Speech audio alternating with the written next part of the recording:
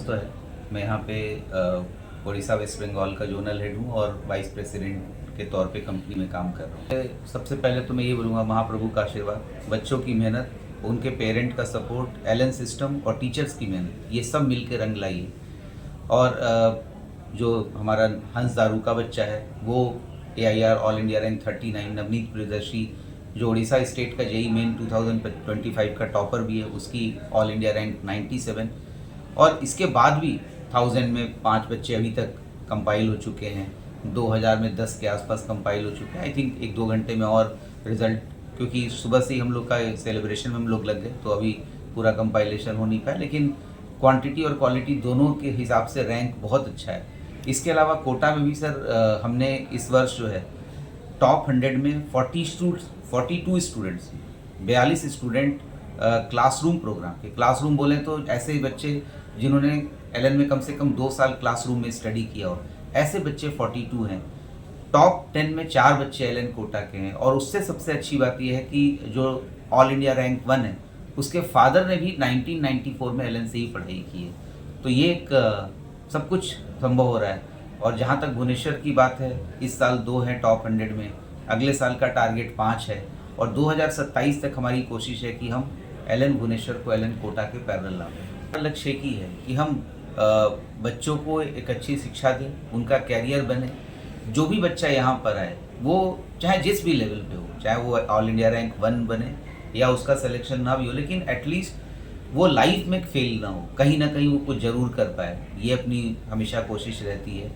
और सर दूसरा ये कि मुझे ये लगता है कि उड़ीसा इस एक गोल्ड माइन है अच्छे बच्चों का, एक ऐसी जगह है जहाँ पर आप एक बच्चा अच्छा ढूंढिए तो 50 आपको मिलते हैं। ये ऐसी भूमि है जो वीरों की भूमि है, मेहनत कशों की भूमि है, जो इसमें मेहनती बच्चे मिलते हैं। तो मुझे ऐसा लगता है 2-3 साल में हमारा जो लक्ष्य है वो ये है कि उड़ीसा को एजुकेशन के हिसाब से इंडिया मैप पे सबसे ऊपर लाना है। जैसे आज राजस्थान में कोटा का लोग जानते हैं, हैदराबाद का जानते हैं, उस तरह से हम भुवनेश्वर को भी उस लेवल पे लाना चाहते हैं। तो ये बताते हुए मुझे बहुत खुशी हुई कि लगभग हमारे पास 1100-1200 बच्चे थे, तो 1100 से 1200 के बीच में कुछ होंगे सब अगर हम जोड़ लें जिन्होंने जेई मेन की परीक्षा दी। उसमें से 500 से ज़्यादा बच्चे जेई एडवांस के लिए क्वालिफाई हुए, जो कि पूरे इंडिया में शायद हाईएस्ट परसेंटेज होगा। हर दूसरा बच्चा जिसने जेई मेन लिखा वो एडवांस के लिए क्वालिफाई हुआ।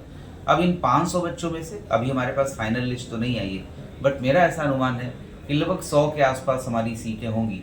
ऐसे 100 बच्चे होंगे जो फाइनली एलन भुवनेश्वर में पढ़ के इस वर्ष IIT में कहीं ना कहीं एडमिशन लेंगे। बिल्कुल हमारे पास हर तरीके से हम बच्चों के स्टूडेंट फ्रेंडली एक हमने कल्चर डेवलप किया हुआ है, right from the teaching to the teachers to the system to the admin staff. हर एक लिहाज से हमने स्टूडेंट के को सहूलियत हो, स्टूडेंट को कोई परेशानी ना हो, इसके हिसाब से ये सिस्टम डेवलप किया हुआ है। तो वो आएँ, अगर कोई वित्तीय सहायता की भी कुछ ऐसी ज़रूरत है तो हमारे पास हर तरीके की स्कॉलरशिप की भी स्कीम्स होती है, जिससे कोई बच्चे को ये ना हो कि वो पैसे की कमी की वजह से अपना लक्ष्य पूरा नहीं कर पाया, ऐसा ना हो। तो एलन हर तरीके से स्कॉलरशिप टेस्ट होते हैं, हम ज़रूरतमंद बच्चों की सहायता भी करते हैं। हमारी अपेक्षा बस इतनी रहती है कि वो बच्चा पढ़ के अपने पेरेंट्स का नाम रोशन करे और हमारा भी नाम आगे ले।